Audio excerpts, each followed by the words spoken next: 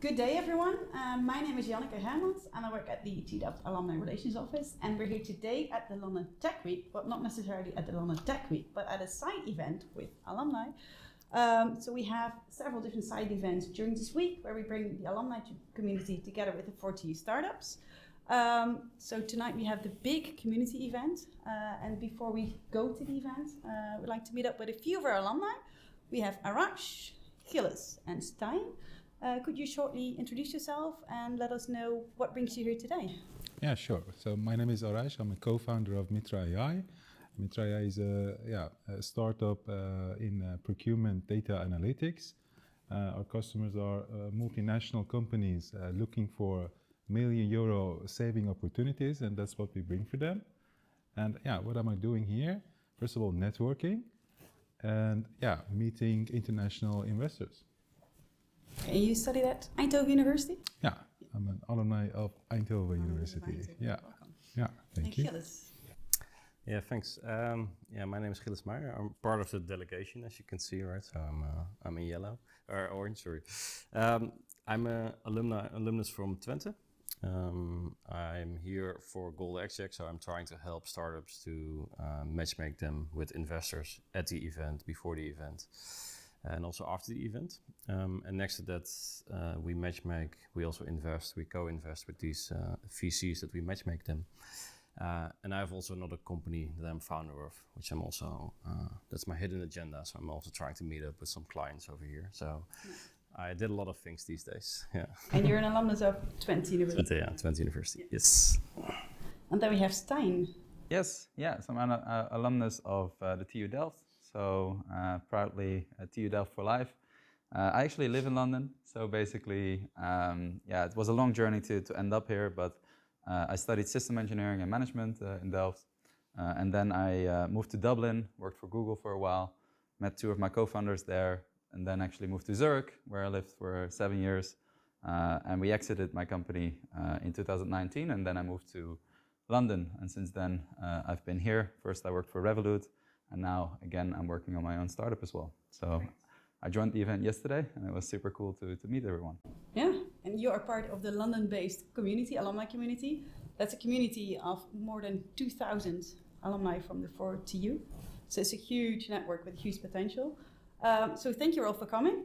What were your expectations before coming to the London Tech Week, Arash? Yeah, so my expectation was actually quite low. So we got invited during Alpha Day. It's a event in Eindhoven, and Monique Gereve just invited me to join, and I had no idea what is waiting for us. So it was actually amazing. Thank you all.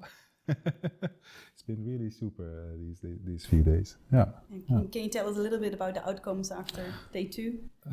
So I really enjoyed these side events actually more than the main event. I think we should switch them.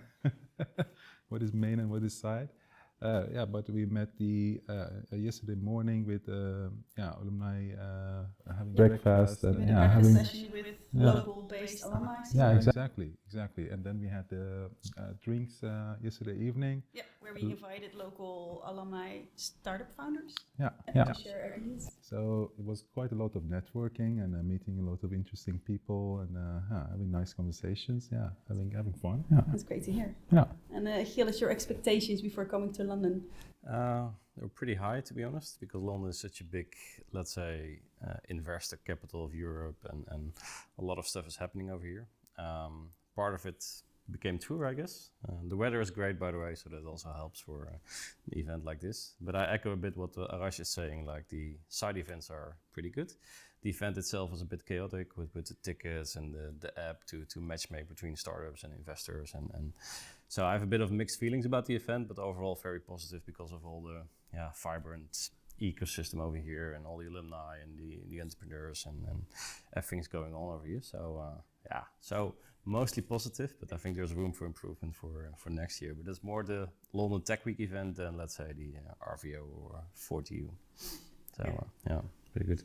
Thanks. So, and Stijn, you were a speaker of the Founders to Founders event yesterday. What were your expectations before going on stage, or not on stage? You stood on a table on a rooftop bar. So what were your expectations before coming to that event? Well, first of all, I was very honored, obviously, to be able to speak, and I think it was a great opportunity for me. I've basically been involved with a 40U alumni event before in Zurich, and I came in London just before COVID. So for me, actually, the ability for me to build a London network has been quite limited. And I think these are great opportunities to really expand your network in a matter of 2 days. You get to know all these people that have this Dutch background. They know a little bit of your history as well as the technical university. So you immediately bond and you immediately make meaningful connections. So it's basically the shared Dutch engineering DNA that makes networking that much easier. Definitely. Yeah. Do you agree, Arash? Yeah, you don't have to be Dutch by origin, I think. Yeah, but it works. Yeah. Oh, you studied. Yeah, you studied in the Netherlands. Well, there was a Danish guy that said, "I like Dutch people, so that's why I'm here." So he was really like, so maybe it's also nice, right? Nice, great to hear. So are there any insights, apart from the network being very important, that you want to share after the first days of the London Tech Week? Anything you've learned that you want to share with ours? Yeah, so maybe Stijn, do you want to take this one first? Yeah, sure. I mean, for me, it's just interesting to see the innovative startups from the Netherlands coming over. I think that's also what the reputation is of the Netherlands, and obviously from the Dutch ecosystems.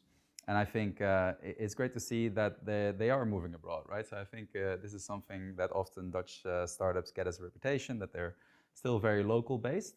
But you see now here that you come with such a huge delegation to really see and profit from an international environment. So I think that's great to see. Thanks. Yeah, for me as well. So for me, I was positively surprised to see, we are with such a big group and such welcoming, all the arrangements here. So I feel really supported by the community. It has a real community feeling. Yeah, and that's something that I wasn't aware of actually. Yeah. So Not necessarily the network that you meet in London, but also the network of the startups absolutely. amongst each other.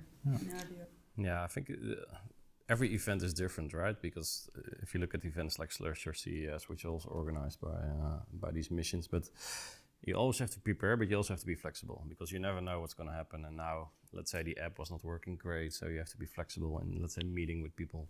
And yesterday I also met Stijn and I thought like, okay, this can be a good match with a startup that I saw, and I didn't know he was here. So you also have to be a bit more flexible and open to new things, but also prepare because otherwise you get a bit overwhelmed for the whole event, I guess. Makes sense? It does.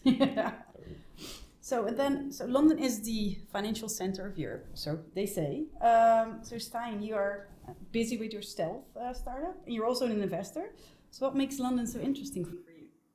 So I think having seen like multiple ecosystems, I really believe London is geographically positioned very interesting, but also from a cultural perspective, very closely related to the US ecosystem. Obviously, the top two now, I would say. I mean, Asia is racing us too far ahead, but I think the ecosystem in the US is very accessible from Europe. You get easily investors coming over. I think yesterday Andreessen Horowitz announced that they open up an office in London, for example. So you really see that move towards London. At the same time, you can make use of that European ecosystem. So you basically get the UK, the European, and the US ecosystem in one city, combined with loads of talent. Creates a really dynamic environment, obviously. Yeah. Do you agree, Phyllis, with the? Yeah, Stijn is an insider, so I guess he knows a bit better than me. But what I see from, let's say, Dutch investors or companies that want to go here is that it's a different game. They are way bigger, and I think Netherlands is really catching up as an ecosystem. So I think we can learn a lot about how. Basically also London. So we really talk about this huge city, of course. But I think that's really. Next level compared to what we have, for example, in the Netherlands. But it's not something that we cannot catch up on, right? So I think it's very good to have these missions to see what's happening over here. So I fully agree. And Arash, is this your first international trip? No, actually. So as Stijn said, London has a great network of companies here. So my startup, we target those companies. So we actually come here quite often for events, and we have quite a nice connection and customer base here in London. Yeah. And you mentioned before, okay, in London I met up with alumni. It was very interesting for me. Yeah. Have you had contact with alumni for TU before? No. So that's the part that I was missing. And in this trip, I think, there was a nice correction. Yeah. Were you aware of the community? No, I had no idea. No. I think that's a shame. Yeah. That's something that we're working hard on because it's a huge potential. Because I think your startup now has 7 people. Yeah. We are 7, 8 people, and we want to grow. And for that, we need connection also to get connected to investors, but also to talent, because it's always difficult to find that one superstar of your company. But we are based in Eindhoven, so there is a lot of engineering talent there as well. But to echo what Gijs said, so the discussion we had with Dutch investors is always a little bit more difficult around valuation and around how much money they are willing to invest. They're not as risk-taking as UK or I would say other European investors. So you look across borders for that. Yeah. And out of the 7, how many of your employees are alumni? Well, Do you know? three of the co-founders are alumni of TU Eindhoven, so that's a good start. If I count, I think 2 more are from Eindhoven. Yeah, see, that's already you already make use of the alumni network. You might not realize, but you do. So Stijn, what does the network of alumni means to alumni themselves? What does it mean to you? Yes, I think, as I just said before, in Zurich, it actually meant a lot for me, and I was really able to leverage that. So I met super interesting people like Michael van Zwaai, who has been super huge at Skype and eBay, who really helped me after one of these events, really brainstorm and get a strategy right, just with all of his wealth of knowledge. So those type of interactions are invaluable. That's super great. I still think we can do more. I definitely think these events show Arash as well, like how much it can really mean, and I think we should spread the word. It's one of the reasons why I'm sitting here. I think really being able to leverage those networks can be invaluable. Hugely important. I agree, totally agree. So Gilles, now to you. So if you look at the investor network internationally, what role do you think that alumni play or can play?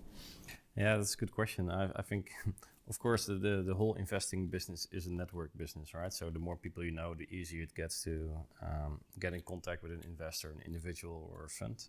So I think it's really important, and it's always very handy that you already know, like, okay, what's the background of the investor before you reach out, and better than that, have a referral that can help you in getting in contact with them. So I think we, of course, here for talking about the 4TU alumni network, which is very important because they are across, let's say, the world and have an engineering or technology background. So I think we can make a bit more use of that. So in general, very important. And there are also, of course, a lot of investors between the alumni, right? Yeah. So that's a very one-on-one advantage that it can bring, I assume. So sounds good. Yeah. And what do you think that international investors look for when they when it comes to Dutch startups? Well, honestly, I was talking about catching up, let's say, a few minutes ago, and I think we see way more international investors over the last year getting interested in Dutch startups. Has to do with a few success stories, and then they think like, oh, there's something happening in the Netherlands. So that helps. So they, but they're not looking, let's say, extremely different than Dutch investors. They're looking for scalable businesses. They're looking for potential market leaders and a great exit. So it's not a real difference in how they judge the startups, but maybe it's an advantage that they can also bring the network internationally automatically. So I think it's a huge advantage over the past few years that they're coming more into the market. And not a lot of startups know that, I guess. So I think it's good that we can share that story a bit. So do you agree, Stijn? 100%. Yeah, I think getting that international investor as one of your investors on your cap table when you start raising money can really set you up for success internationally from day one. And it might also help you to benchmark a little bit where your valuation should be. If you only talk to Dutch investors, I think you might be a little bit lower than if you really go and shop around internationally. Yeah. So Raj is taking the right lead. Yeah. So I'm looking for experience and learning opportunities. Yeah, yeah, good points. You also need it as a Dutch startup, right? Because we're so small. You have to be international. So you can better be it from the start, because otherwise you're thinking too small. Big. Yeah, for sure. So Stan, you already mentioned that you started a startup in Switzerland and then you moved to the UK. So what are the differences between the startup climate in Switzerland and the UK? Yeah, it's very different. I think Switzerland's obviously, I think 8 million people in total, and London is 8 million people in total as well. So the city is just as many people as in the whole country. But obviously, Switzerland has a lot of wealthy individuals, so the business angel network is super advanced. It has a lot of very high tech as well, so very deep tech companies coming from the technical universities there. While London is more a financial center, and the maturity of the VCs here is much more than in Switzerland. So in Switzerland there are some good VCs, but they're much less than here. No, so quite a big difference. What is the biggest mistake a startup can make when they want to bring in an investor or a partner, potential partner? What should they absolutely not do? That's a difficult question, because there are a lot of mistakes that you can make, I guess, and I think what can have the biggest consequences is that you mess up your cap table, so that you give away too much shares or the wrong terms in your first deal, especially if you do it for the first time. So it always helps to, not only for that, but also for your valuation, to have, let's say, multiple investors lining up and talk to them and get to a good valuation and get good advice in that phase. So I think maybe if I summarize in one sentence, not go with the first investor that you meet and think like, okay, this is the best deal that I can get out of it. Sorry. So yeah, and there are a lot of things that you can do wrong, but that's maybe a whole other podcast that we can fill with that. But I think that would be my first thing that comes into my mind. Thank you, Ed. Yeah, for sure. I would like to add, indeed, think about alternative ways of fundraising as well. So look at if you can find any alternative funding as well. Often you don't have to give away a large part of your company. If you already make some revenue, there's also options to get some subsidies. So definitely recommend companies to look into that. For a fact, my new startup is helping companies do that. So definitely something that I'm passionate about solving. I think it's a problem that a lot of founders have, to understand exactly how to go through this process. So, but there's more options out there than a lot of founders are aware of. So keep shopping. Good advice. And then Arash, back to you. So you were international students in the Netherlands. Do you have any tips for other international students or international alumni who are thinking about starting a startup in the Netherlands? Yeah, I do. So first of all, I would say start learning Dutch early on. That helps. To the second advice, that is mingle more with the community, because the more connections you make during the study, the network. So That's yeah. the main topic of today's. Yeah. You never know where you meet your co-founders. Yeah. And do you think that being based in the Netherlands helps you? Absolutely. So it helps in different directions. I think one of the most important ones is from a legal perspective. Netherlands is situated, the legal system is situated in such a way that you can go international from day one. There is nothing you need to do to set your company to be able to do business with international customers. From day one you can do that. That's very important. But also we are situated quite central in Europe, so you have easy access to all different countries. If you want to go meet your customers, which is very important, you can easily get there. So it's access, it's legal system, but it's also talent and technology. There is a lot of good universities. We have also here. And do you guys have anything to add on that? Well, I'm from the Netherlands and still in the Netherlands, so I don't have any practical experience, but I think a lot of things that they are saying is true, right? So we have good infrastructure, usually good talented people, good social structure, so you can take a little bit of risk, I guess, and then you don't fall back to the streets, I would say. So I think there are a lot of good advantages, and also the investor network is growing pretty rapidly. So and that's also important. They also have the right momentum for your startup and fundraising. So I think there are a lot of let's say pluses from the Netherlands, which we also should take into account. And But I think more practical thing for you, I think, is more important than I get it out of second hand. But I guess I completely agree. No, thanks. Yeah, I just think there's so much vibe in the Netherlands to do innovative things. I think the first startup that I worked for in the Netherlands for a while had just this enormous buzz of we want to change the world. And I think that's really something that you can only really find in such a small country as the Netherlands. I think that's really unique. And the ecosystem is really catching up. I think 10 years ago, you could barely find any VC investments, and really it is catching up. So I think, it's a great place to be for sure.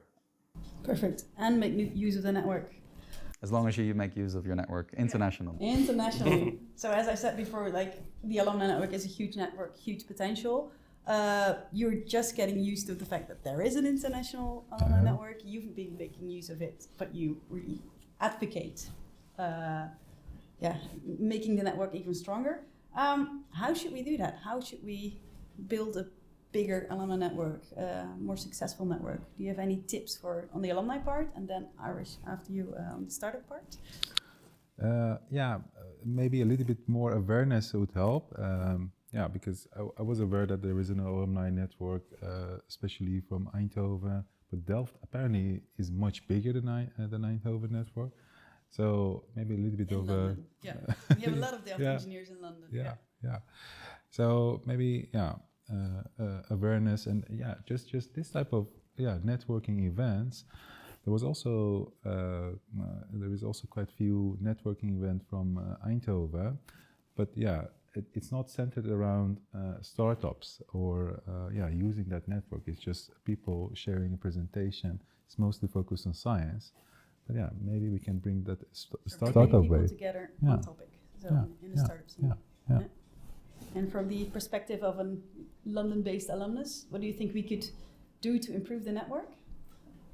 Might be out of the box, but I think a mentorship program of some sorts and making people really practically connect to each other would be a great thing to expand. And if there is already something like that, to bring it really to the people, it is super easy to reach out to other alumni because they will respond to you.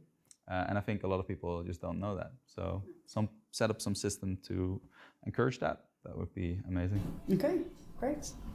Yeah, I think that's it. Or do you want anything to add? No, I fully agree. Just crunch the data, right? Go to LinkedIn and see who is studied at the University of Delft or Twente or Eindhoven. And we are startups, right? So I think it should be doable because I think everybody wants to give back to the community or to the roots where you came from. So I think I fully agree. But I think in a few days you can message everybody on LinkedIn, right? And see what the response is. And if you say like, hey, we have an event in London, I guess a lot of people will show up. Perfect. So guys, thank you so much.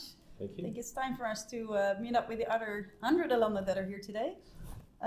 Thanks for sharing. And thanks for having me. Yeah. Let's go upstairs, grab a beer.